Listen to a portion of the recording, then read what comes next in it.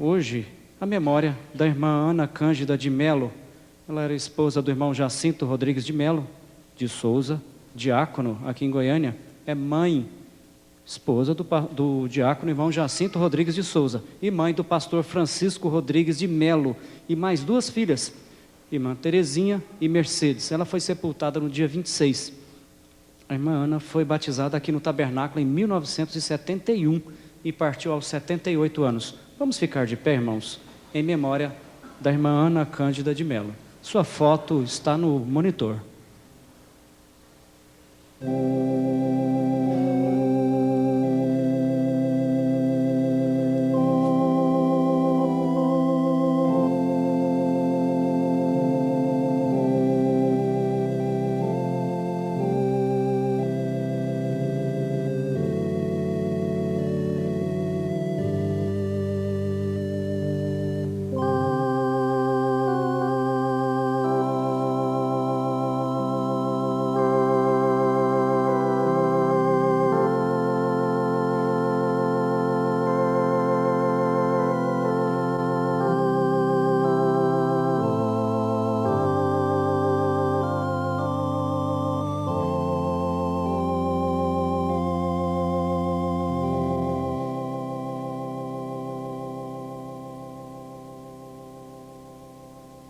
Amém.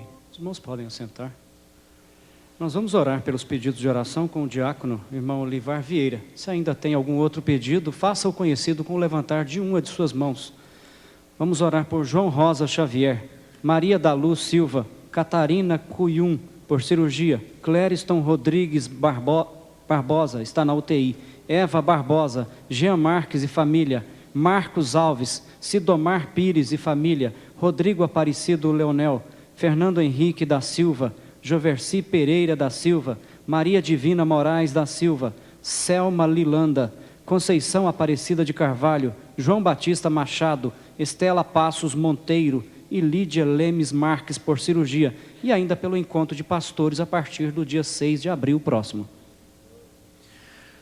Pai Celestial, Senhor Deus, nós cremos, Senhor Deus, na oração de um justo, Senhor, ela pode muitos em seu efeito, Senhor.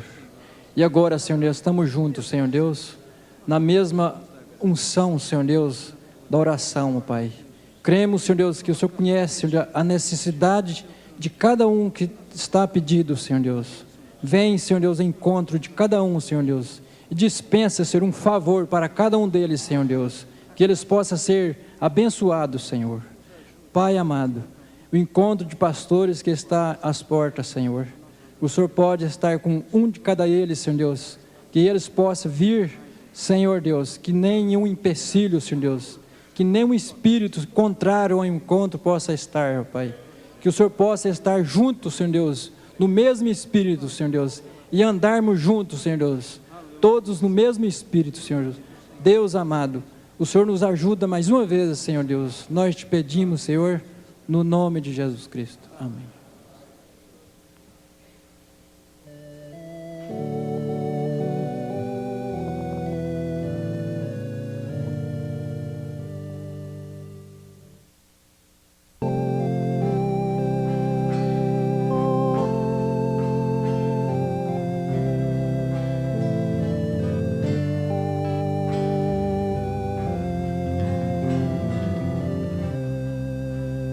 Há momentos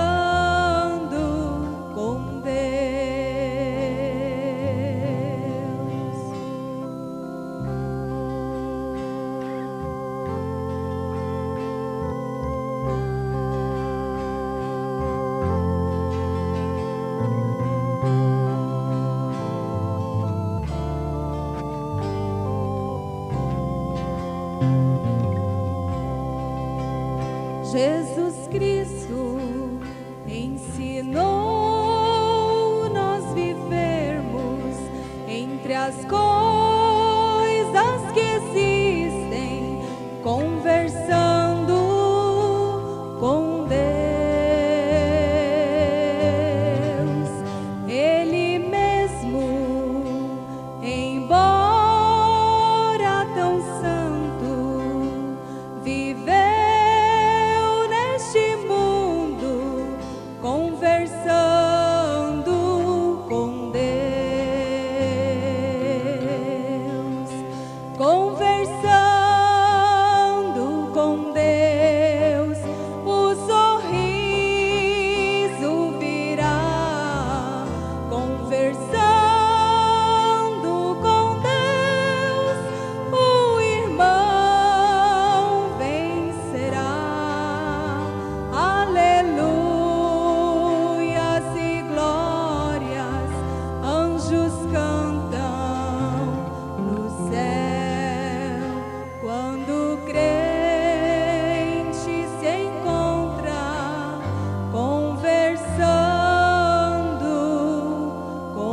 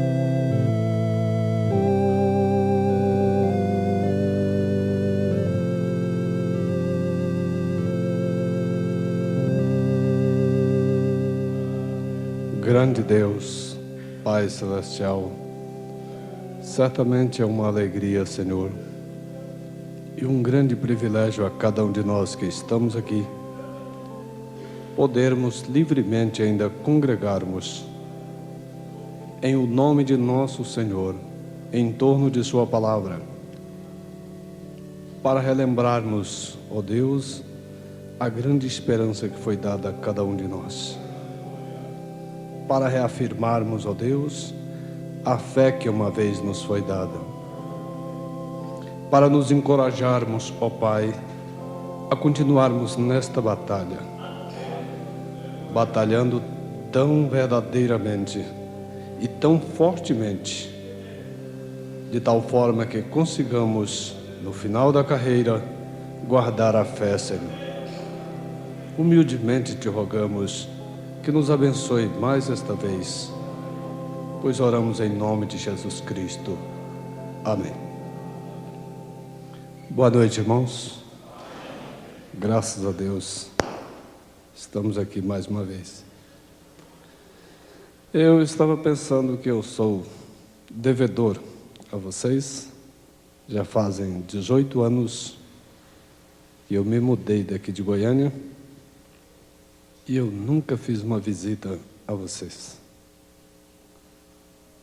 Só tenho vindo nos encontros e logo que termina já estamos correndo.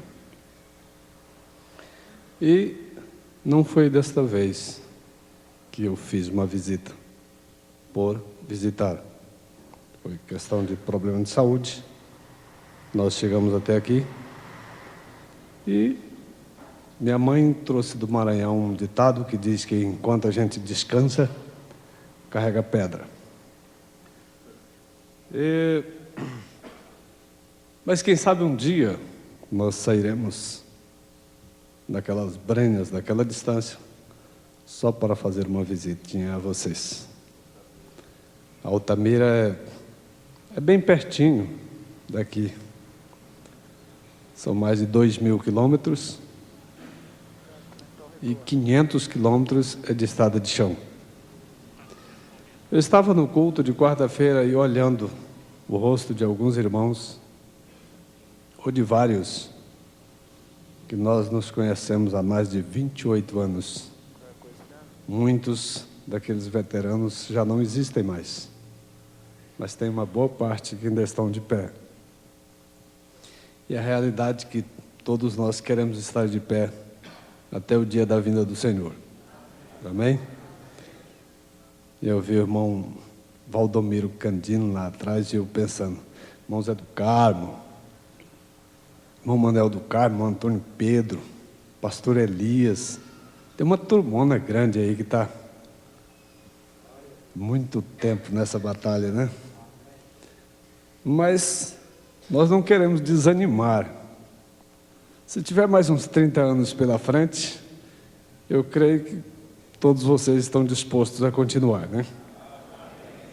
O apóstolo São Paulo, quando estava chegando ao final da sua jornada, ele percebeu que estava chegando.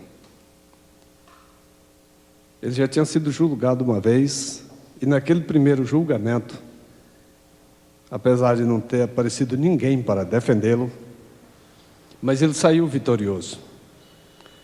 Ele disse, ninguém me assistiu nesta primeira, mas o Senhor estava comigo, e eu fiquei livre da boca do leão.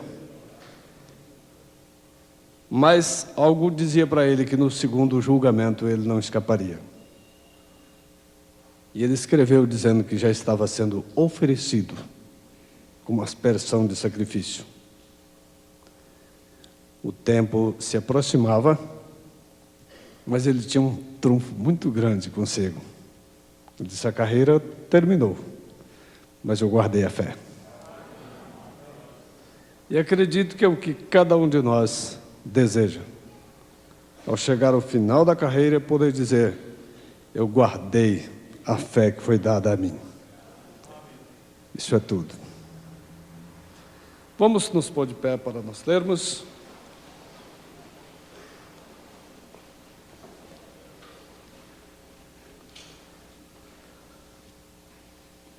Graças a Deus.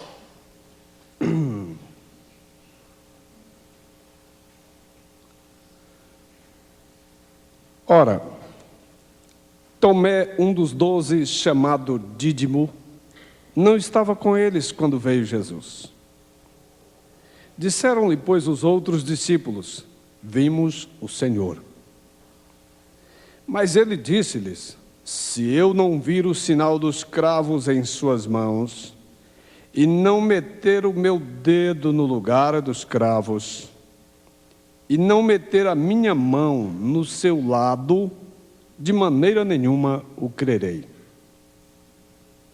E 8 dias depois estavam outra vez os seus discípulos dentro, e com eles Tomé. Chegou Jesus, estando as portas fechadas, e apresentou-se no meio e disse, paz seja convosco.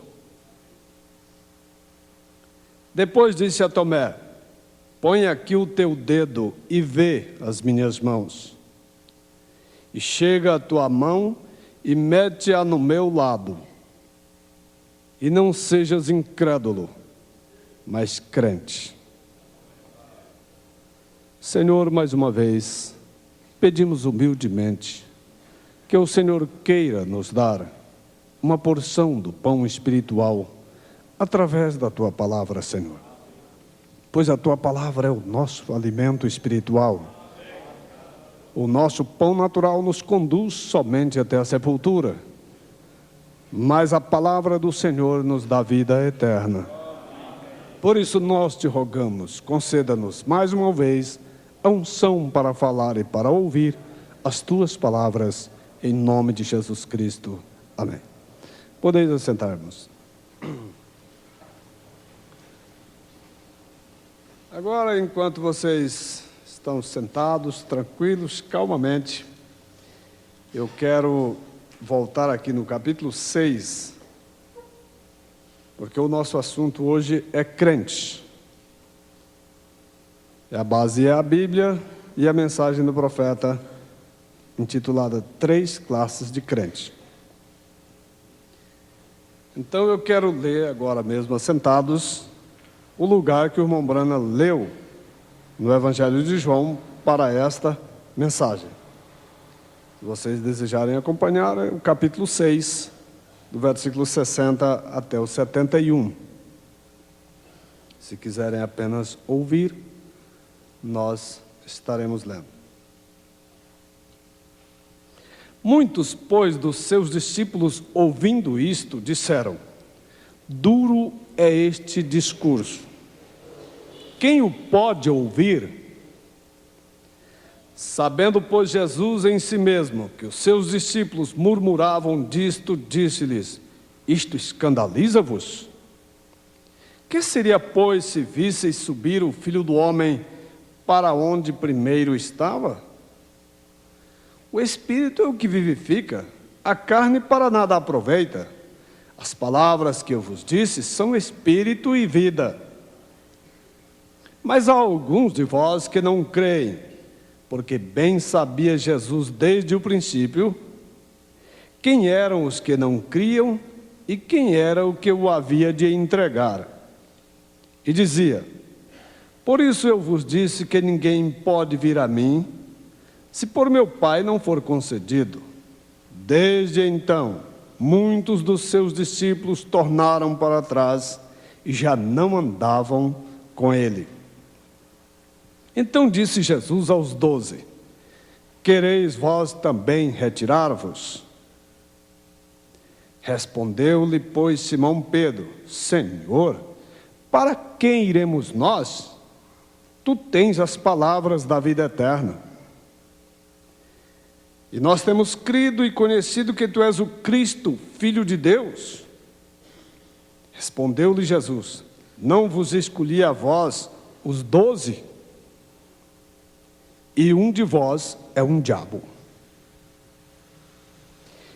E isto dizia ele de Judas Iscariotes, filho de Simão, porque este o havia de entregar, sendo um dos 12.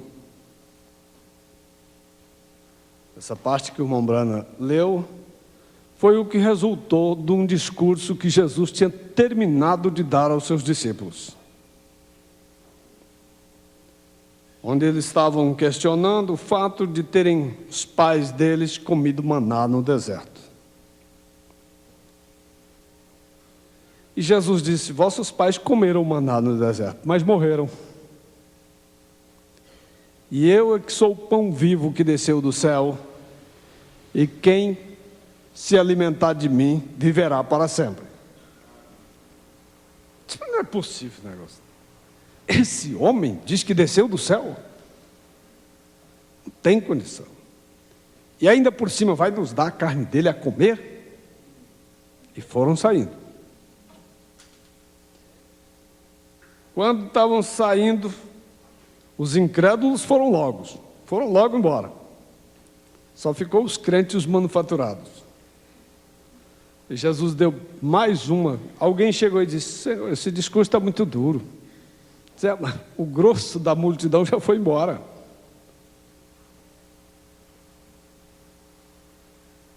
Ele disse: pois é, já escandalizaram só com isso? Que eu disse, comer a minha carne e beber o meu sangue? E o que seria se vocês vissem o Filho do Homem subir para onde ele estava?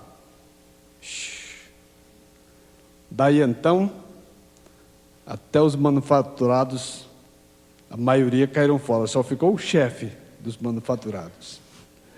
Incrível, né? O irmão Brana segue nessa mensagem 3 classes de crente, começando no parágrafo 13. Agora, para dar nome a este estudo nesta noite, e querendo aproveitar a meia hora que nos resta, quero dar-lhes por nome 3 classes de crente. Dar-lhe por nome 3 classes de crente. Muitas vezes na pregação tenho mencionado que existem essas classes de pessoas. E agora pensei, creio que por uma vez vou pregar sobre isto. Primeiramente temos aos crentes, logo aos crentes manufaturados. E por último, os incrédulos. Agora isso em verdade é um tema tremendo, porém tão seguro como estamos assentados aqui nesta noite, esses grupos sempre têm existido. onde existir uma reunião de pessoas, sempre estarão estas 3 classes. Sempre tem sido assim e seguramente sempre será até a vinda do Senhor. E nesta noite quero, enquanto prego, que cada um de nós nos identifiquemos em qual destes 3 grupos estamos. E recordem, enquanto estou falando a esta igreja, também temos que ter em mente que estou pregando a pessoas ao redor do mundo, em várias partes do mundo aonde chegam estas fitas. Esse é o ministério destas fitas. Agora quero falar acerca das 3 classes de crentes. Recordem, tenho dito crentes. Meu tema é sobre crentes. Um deles é um verdadeiro crente. O outro é um crente manufaturado. E o outro é um incrédulo. Agora, o primeiro sobre o qual quero falar é acerca do crente. Porque eu creio que ele deve ser primeiro, porque é quem verdadeiramente crê. Isto é, um que crê como creram os discípulos. Esta porção das Escrituras servirá como nosso exemplo. Nós não desejamos, nenhum pastor, nenhum pregador deseja que na sua igreja existam essas 3 classes. Quantos partiram até para o legalismo para ver se conseguia eliminar 2 classes e deixar só uma? É duro de dizer, mas é verdade. Teve gente que, no afã de ver na sua igreja só a classe genuína, segundo a sua maneira de pensar o que é a classe genuína, partiu para o legalismo. E aquele que ele achava que estivesse na 2ª e 3ª classe já ia bombardeando e ajudando a tomar outro rumo. Sendo que Jesus disse que não era para fazer dessa forma. Não é verdade? Mas isso serve para nós ficarmos pensando da seguinte maneira. Escuta aqui. Será que, meu Deus, não, cada um afirma, eu sou genuíno. E aí determinados comportamentos, como o irmão Brana diz, na mensagem à igreja e sua condição, e mesmo na mensagem ao sinal. E aí, ixi, rapaz, eu estou parecendo um manufaturado. Estou agindo como um incrédulo. Não, mas eu sou um genuíno. E bate o pé firme e para ali. Ninguém quer ser manufaturado, muito menos incrédulo. O teu coração te diz que tu não és um incrédulo porque tu crês. Não é verdade? O incrédulo só diz que crê, mas ele, consigo mesmo, ele sabe que não crê. Eu quero ler mais o 20. Os 3 grupos estavam ali de pé nessa multidão de gente. Crentes, crentes manufaturados e incrédulos. Todos estão nesse mesmo capítulo onde temos lido. As palavras que Cristo falou dividiram a congregação. Porém, assim tem que ser. 25. Com razão Simão disse, a quem iremos nós?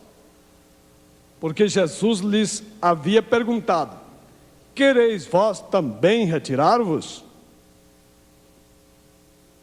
Então foi quando lhe responderam, dizendo, Senhor, a quem iremos? Porque só tu tens palavras de vida eterna. És o único cujas palavras têm esse sabor. Se você olhar no livro de Jó, capítulo 12, versículo 11, você vai encontrá-lo dizendo assim, porque os ouvidos provam as palavras, como o paladar prova as comidas. Irmão Tiago, o que você achou desse discurso de Jesus? Irmão, não entendi nada. E o que você vai fazer? Nada.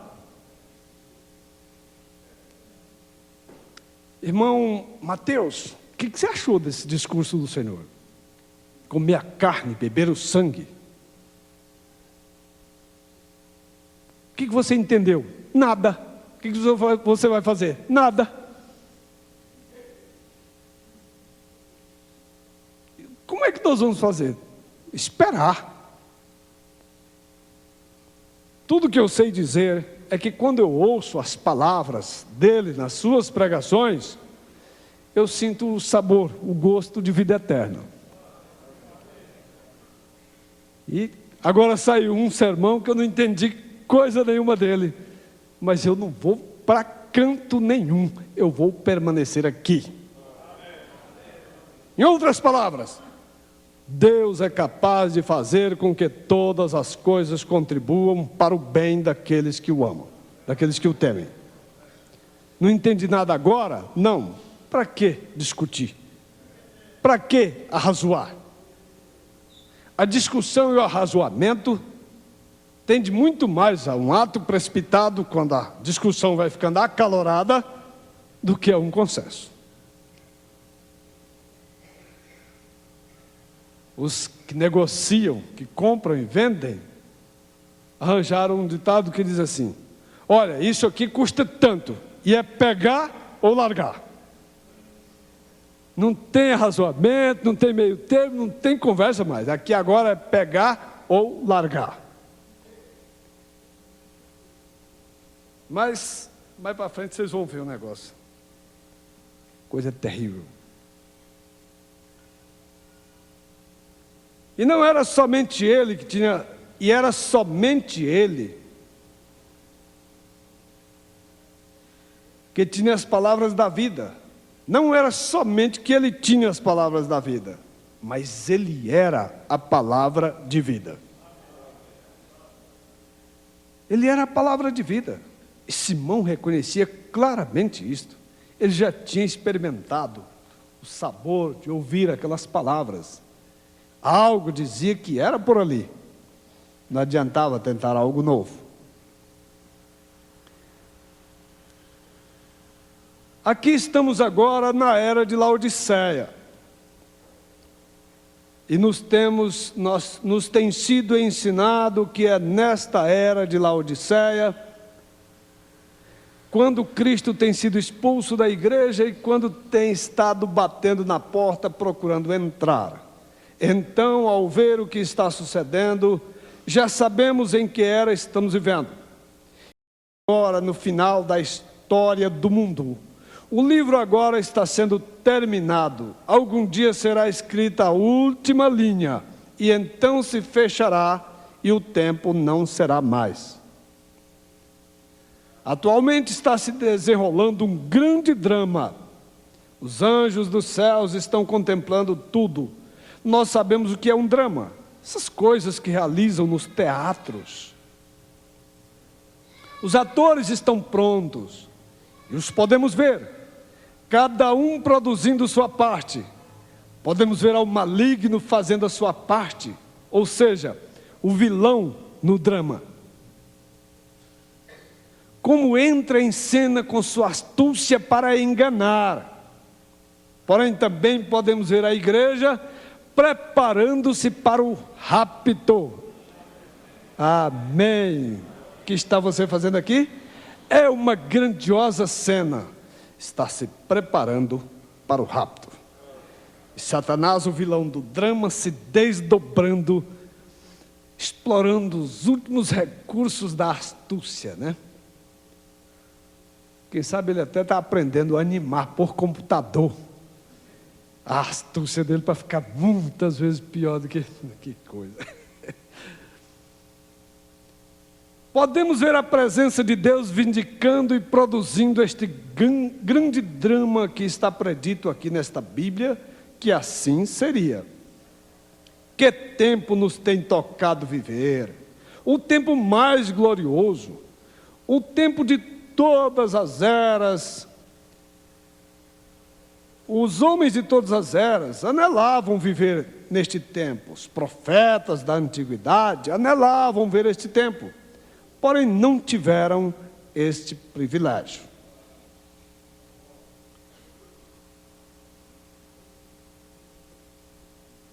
O profeta diz nessa mensagem que o crente verdadeiro não discute.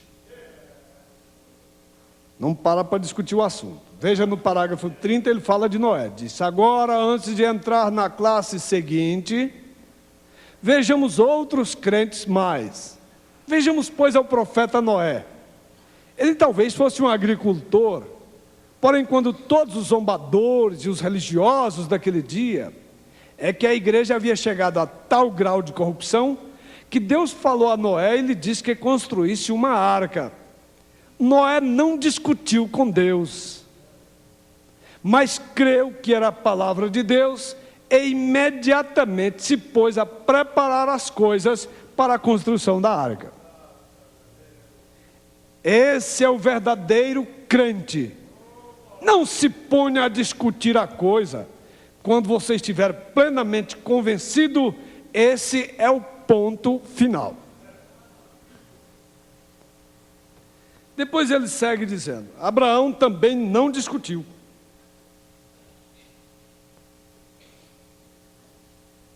O que seria se Abraão tivesse parado, depois de ouvir Deus dizer para ele que ele seria pai de uma multidão de nações, de muitas nações, e que aquele filho Ismael, nada, não era por ali a descendência, é que em Isaque é que seguiria a descendência de Abraão. O que teria Abraão pensado como um ser humano normal, quando Deus chegou e disse: agora pega Isaque, o teu filho, e vai sobre a montanha e o oferece em holocausto? Esse que o Senhor disse para ele: em Isaque será chamada a tua descendência. Tinha material de sobra ali no pensamento humano, no arrazoamento humano, no raciocínio humano, para discutir, para razoar e para questionar. Mas não tem nenhuma frase na Bíblia de que Abraão parasse mesmo para dizer: mas Senhor, o Senhor tem certeza do que está pedindo? O Isaque, a descendência?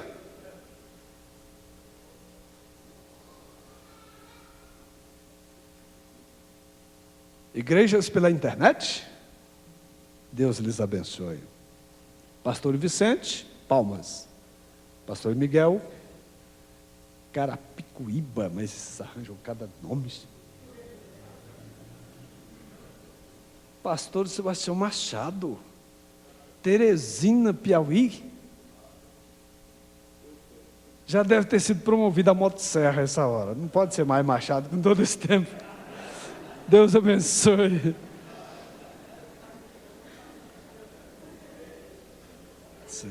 Não é hora para brincadeira, né? Vocês estão rindo porque... Mas Abraão não tem nenhum lugar na Bíblia Sagrada em que ele tenha parado para razoar. Uma fé. Ei, que maravilha. Caminharam 3 dias, quando chegou no lugar, deixou os 2 rapazes ali e disse: olha, vocês esperem nós aqui, que eu e o moço vamos lá adorar a Deus e tornaremos a vós. Que coisa, que maravilha. O profeta disse: o crente genuíno, ele não fica só fingindo que está crendo, não. Ele crê mesmo.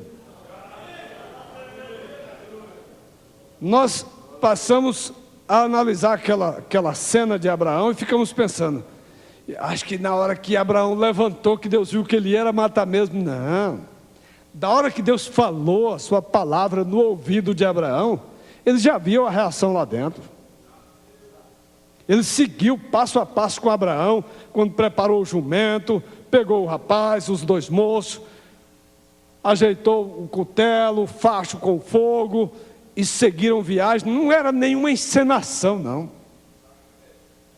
Ele seguiu Abraão olhando pelo lado de dentro. Ele disse, o Senhor disse, que ele não vê como vê o homem.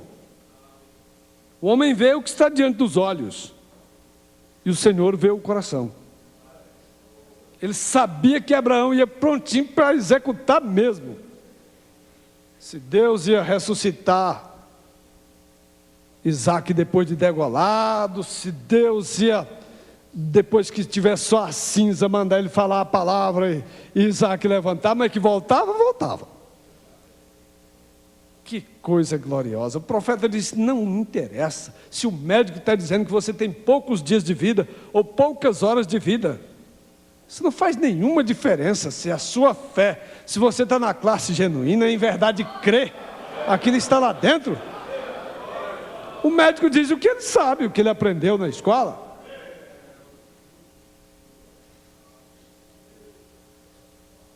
Davi também não discutiu. Eu gosto de pensar um pouquinho sobre Davi, porque é muita fé, sinceramente. Tinha tantos homens grandes lá em Israel, Saul era o maior deles. Todos os outros, tamanho normal de um homem crescido, para dizer, um dos maiorzinhos, só dava no ombro de Saul. E o Golias esperando que viesse um dos grandinhos lá para enfrentá-lo. Quando saiu Davi, ele ficou injuriado. O Golias ficou injuriado com aquele negócio. Também não pode. Um menino com um pau na mão, para um guerreiro do meu calibre. O profeta disse que era quase 4 metros de altura. Golias, Davi mais ou menos da minha altura, 1,65 m. Não dava nem longe de dar na cintura do Golias. Não precisava o Golias se preocupar em acertar a ponta da lança em Davi, porque era muito pequeno, não ia ser fácil. Bastava ele bater com a lança, dar uma cacetada com aquela lança, lá pronto. Ele podia soltar a sua lança no chão, nem pensar em espada. Se ele pegasse aquele escudo de 1,5 m que ele tinha pendurado aqui no braço esquerdo, com as 2 mãos ele apanhasse o seu monstruoso escudo e desse uma pranchada na cabeça de Davi, não ficava um osso inteiro no corpo dele. Você já pensou uma perna de 2 metros, que não deveria ser só uma canelinha fina, dar um chute no meio de Davi, aonde ele fosse cair, será que ele caía inteiro? O que é que levava Davi a tanta convicção? Deus está conosco.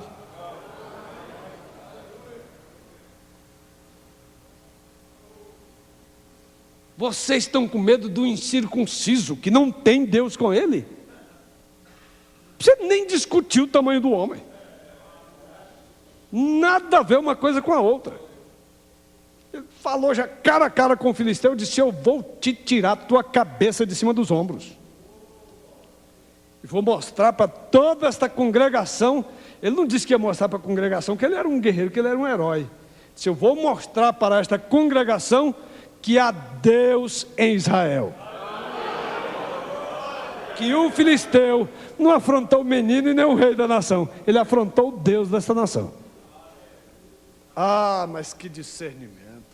Raabe, quando acolheu os espias, chegou os mensageiros do rei de Jericó e disse assim, ó, cadê os homens? Ela escondeu eles em cima do telhado, entre as canas do linho. Disse, vieram realmente uns homens aqui, mas não sei se era israelita, quem era, de onde veio, para onde vai. E já foram.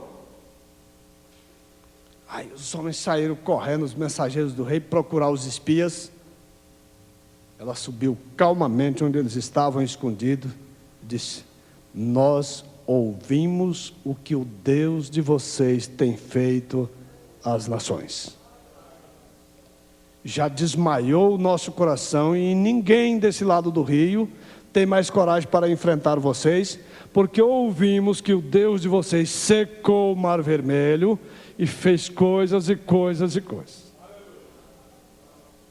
Quem estava com medo só de Israel, ainda se refugiou dentro do muro e disse, quem pular o muro pelo lado de dentro se acaba aqui, nós mata. Mas Raabe era a única que estava tendo o temor certo, estava temendo o Deus de Israel. E vocês já sabem a recompensa que ela teve. Bom, vamos continuar lendo aqui, senão a gente não termina, né? Agora, vamos a um parágrafo bem conhecido de todos nós. 2 parágrafos, 48 e 49. A Bíblia diz que estava plenamente convencido que Deus podia cumprir o que havia dito, falando de Abraão, né? Sobre a promessa do filho. Essa deve ser a atitude de cada crente nesta noite. Deus é poderoso para cumprir toda a promessa que tem feito. Deus é poderoso para cumprir suas promessas. Não importa o que digam as denominações. Quando argumentam que os dias de milagre têm passado e que isto é telepatia mental ou leitura de sorte, etc. A mim, não me importa o que eles digam. Eu, todavia, creio que se o rifle está bem ajustado e com a pontaria correta, certamente dará no alvo. Eu creio que se um crente está correto com a palavra de Deus, ele dará exatamente em toda a promessa da palavra de Deus. Vez após vez, estou completamente persuadido disso. Quanto mais quando vemos que estamos nesta era e que estas coisas têm que ser assim. Eu certamente creio que quando esta noiva eleita, chamada e posta no livro da vida, reticências, então virá um estrondo do céu que infundirá um tremendo batismo do Espírito Santo nesta noiva, a tal ponto que a tirará da terra no rapto.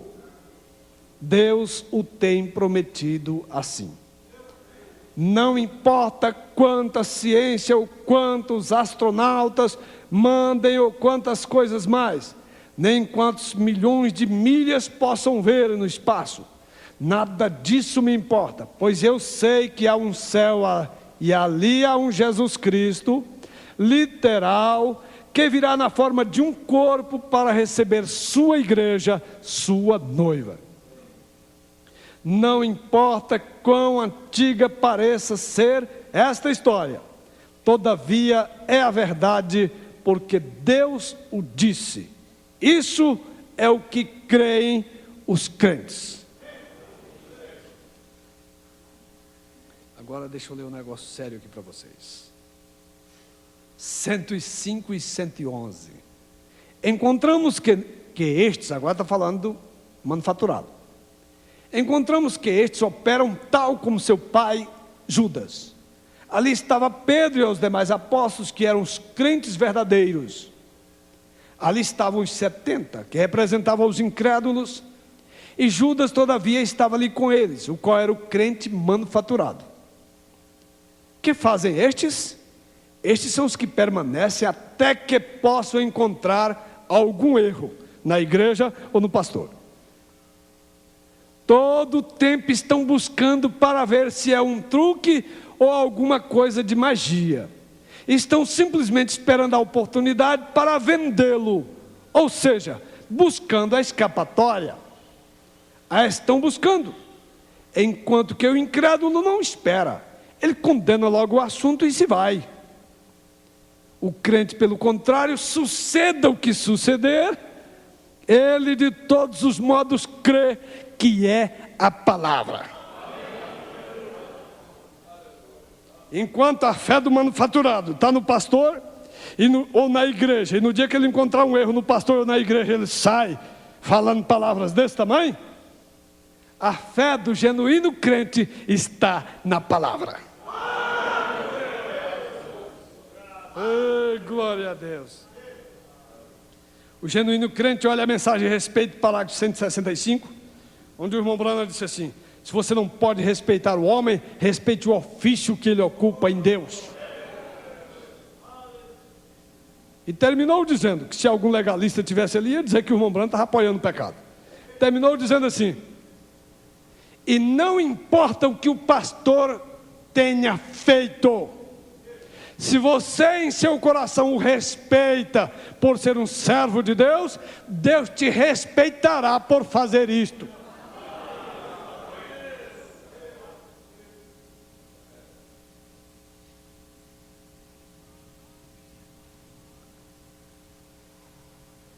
O incrédulo condena logo o assunto e se vai.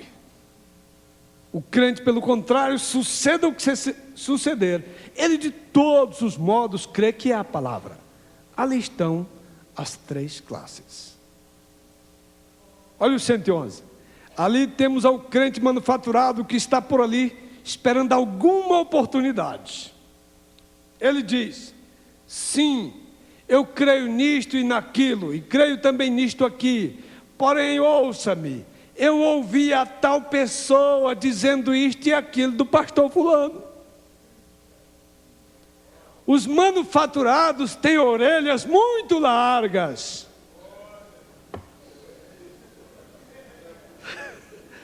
Do tamanho do alto-falante. Que coisa! Os manufaturados têm orelhas muito largas, enquanto que o verdadeiro crente não ouve nada fora da palavra. Enquanto o manufaturado fica dentro da igreja esperando encontrar uma falha no pastor, no administrador, no diácono ou em algum irmão, para se ir, achei o erro, achei o erro, e sai condenando a coisa. O crente verdadeiro permanece ouvindo a palavra. O crente genuíno sabe que se o pregador te pregar uma palavra correta e ele mesmo não obedecer, disse Paulo, ele fica, e se você obedeceu, você vai. Então não há por que ficar discutindo e nem largacendo a orelha para escutar coisa. Ele se firma somente na palavra. Ele não está buscando faltas e escapatória. Ele crê em Deus e com isso fica. Com isso está satisfeito e prossegue para adiante. Esse é o verdadeiro crente. Aleluia. Agora, eu acredito que quando aquele tremendo batismo, aquele grandioso estrondo suceder, como o enchimento total, como o complemento, eu não acredito que tenha mais manufaturados não, no meio da igreja. Porque o irmão Brana disse que os incrédulos foram logo, os manufaturados ficaram até reberando as vésperas do Pentecostes. Foi quando mostraram suas cores e se foram também. No dia que o Espírito Santo caiu, só estavam os crentes. Todos que estavam ali dentro receberão. Vai até a vinda do Senhor, diz o profeta. Mas quando estiver chegando o dia da vinda, ei, glória a Deus. Eu quero dizer uma coisinha para vocês. O crente, o genuíno crente, ele tem algo dentro dele que quando a promessa é feita, aquilo segura lá dentro, ancora. Quando Moisés chegou em Cades Barnea, chegou com o povo todo que saiu do Egito, quase todo o povo que saiu do Egito, estava ali com Moisés. E eles viram os gigantes e todas aquelas coisas e começaram a duvidar.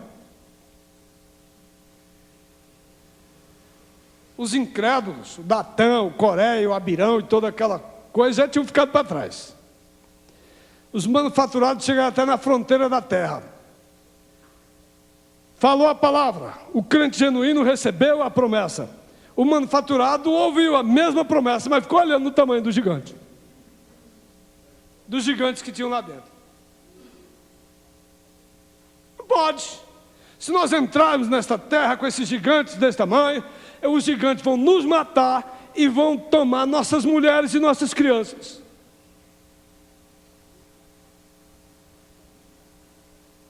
Josué e Caleb rasgaram seus vestidos, pularam para o meio do povo e disse: não é assim. Deus falou e o assunto está terminado. A terra é nossa, Ele vai nos colocar lá dentro, indiferentemente do tamanho dos problemas. Os manufaturados se juntaram, foi para apedrejar, que eles não sabem fazer outra coisa. Eles só não apedrejaram Josué e Caleb, porque Deus não deixou. A nuvem da glória apareceu na hora lá. Deus disse: deem meia volta e voltem para trás e se vão. Vou fazer com que o cadáver de cada um desses caia no deserto. Não! Começaram a chorar, nós nos arrependemos, agora nós vamos, e tentaram entrar, os amorreus caíram em cima deles e deram-lhe umas carreiras. Aí foram rodear o deserto, até que todos aqueles que tinham acima de 20 anos, que foram alistados para o exército, caíram no deserto. Todos os incrédulos e manufaturados caíram no deserto. Vocês querem a prova disso?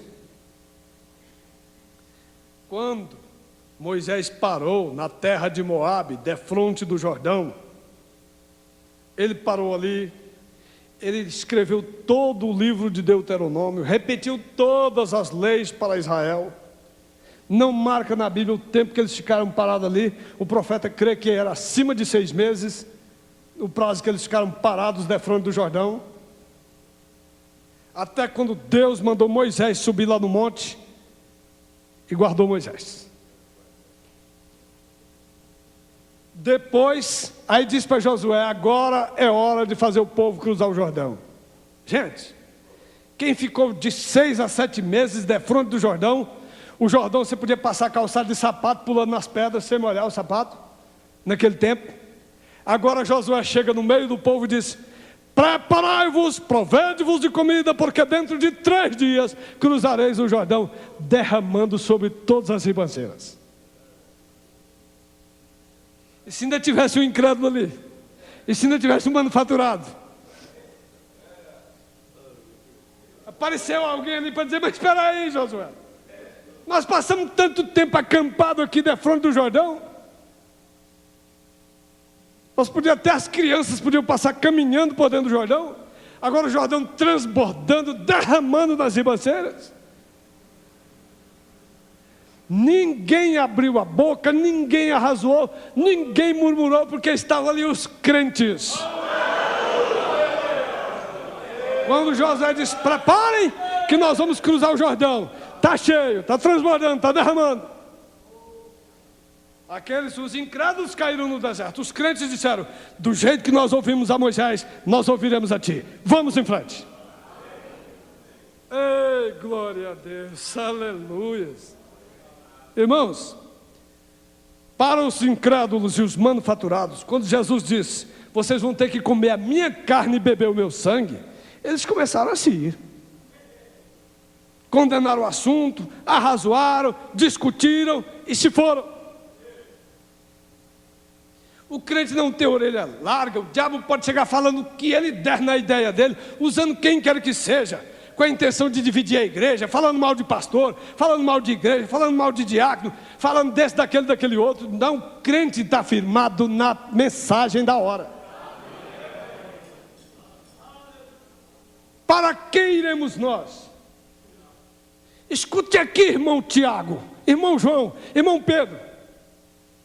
Se Jesus tirar um bife da batata da perna dele, do músculo do braço dele, ou do lombo ou do ombro, e assar e te der o que você vai fazer, ele disse: eu como imediatamente.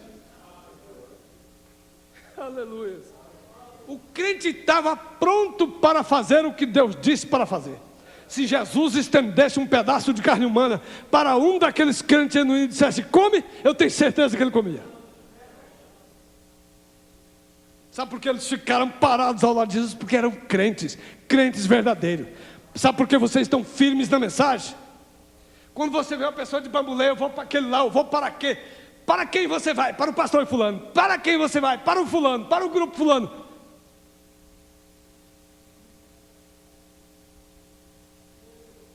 Não está na classe genuína ainda.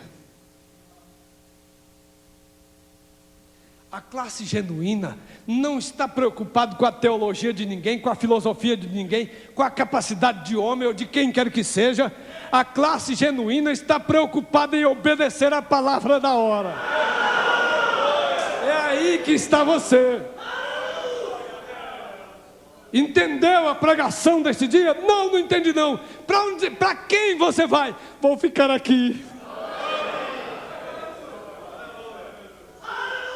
Ficaram e permaneceram até a última noite que eles estiveram juntos com Jesus, quando ele partiu o pão e disse: tomai e comei, que é o meu corpo em memória. Ai, glória a Deus! Quem sabe quantos deles ainda estavam lembrando da carne e do sangue para comer? Ainda estavam por entender até hoje aquela pregação daquele dia. Mas nunca discutiram, nunca razoaram, nunca voltaram atrás, continuaram seguindo a palavra até o dia de saber que era pão em memória, vinho em memória do corpo e do sangue.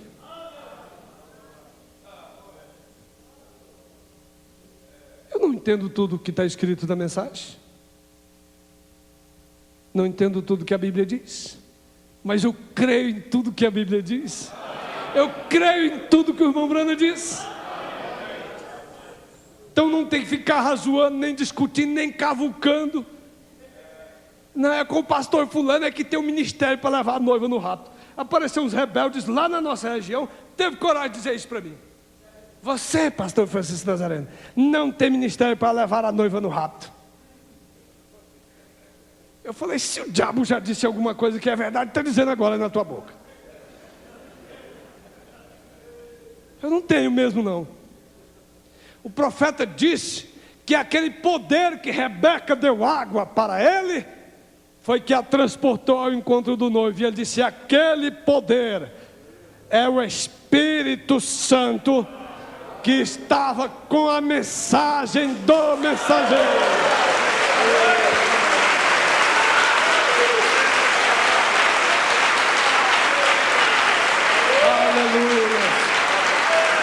Então não é a capacidade do pastor fulano, do reverendo ciclano, do teólogo ciclano da mensagem, de ficar destrinchando as coisas da mensagem.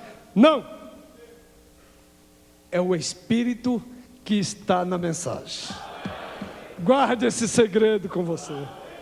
Faça tudo o que tiver ao teu alcance para obedecer a mensagem, para que o Espírito da mensagem tenha prazer na tua vida. Esse é que vai levar a noiva no arrebatamento. Deus os abençoe, em nome de Jesus Cristo. Amém.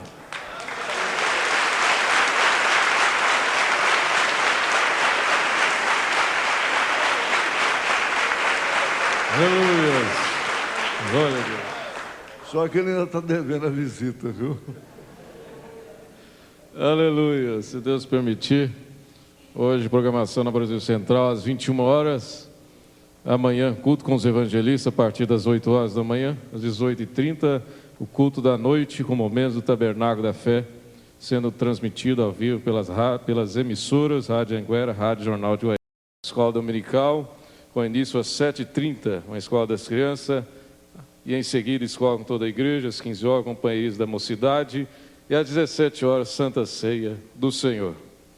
Senhor Jesus, grandioso Pai, muitas coisas, como nós ouvimos, não entendemos e nem exigimos explicação. O que o Senhor faz é perfeito.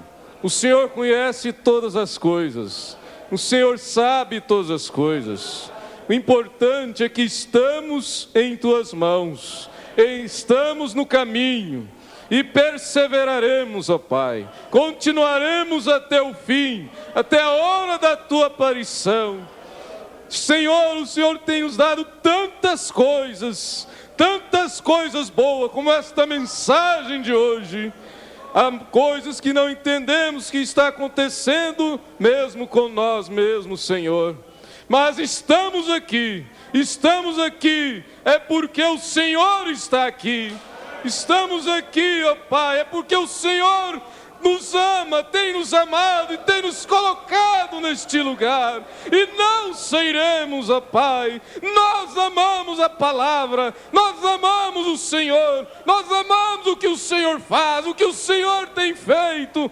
E mais uma vez o Senhor tem curado, o Senhor tem operado, o Senhor tem livrado, o Senhor tem nos dado gozo, tem nos dado alegria, tem nos dado graça. E estamos aqui felizes por esta palavra, por esta mensagem. Leva o teu povo, Senhor, de volta para os lares, dirigido por esse poder, no nome do Senhor Jesus Cristo. Guarde a cada um, Amém, Senhor. Amém. Glória a Deus. Deus abençoe o pastor Francisco Nazareno. Mantenha esta unção sobre ele. Despeça agora do seu irmão, sua irmã. No nome do Senhor Jesus Cristo. Deus os abençoe.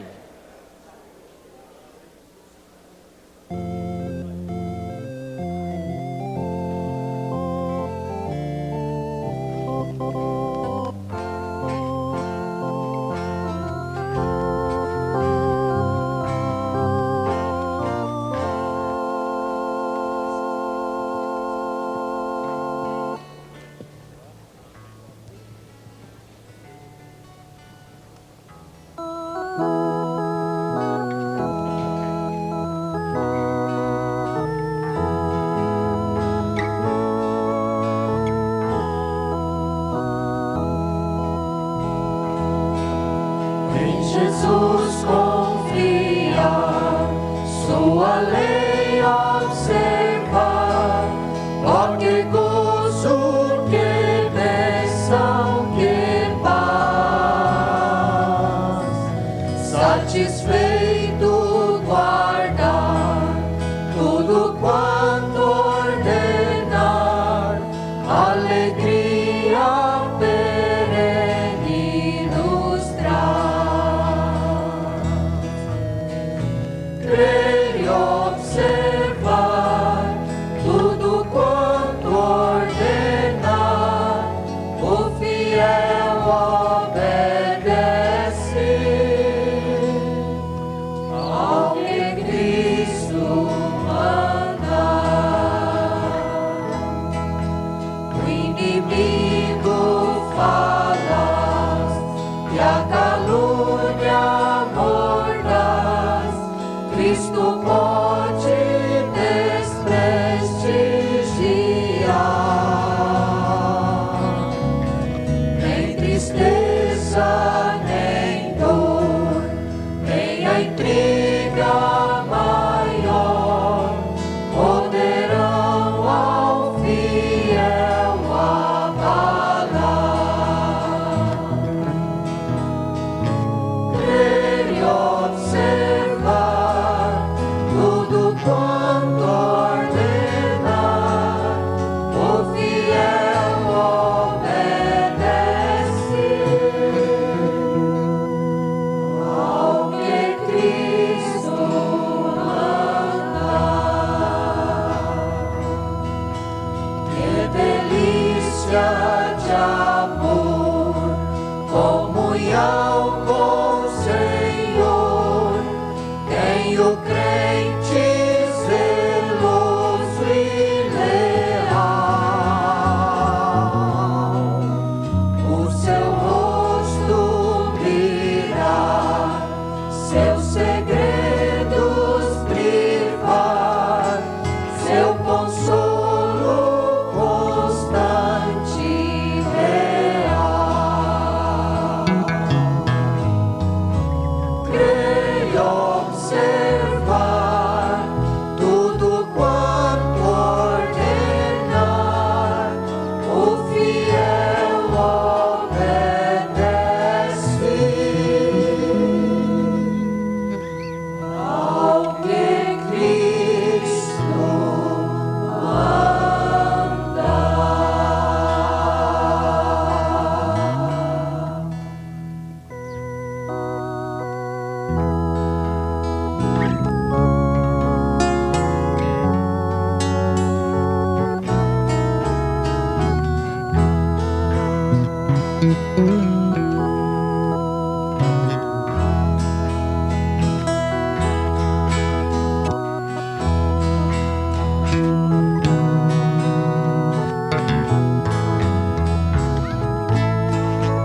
Amém. 「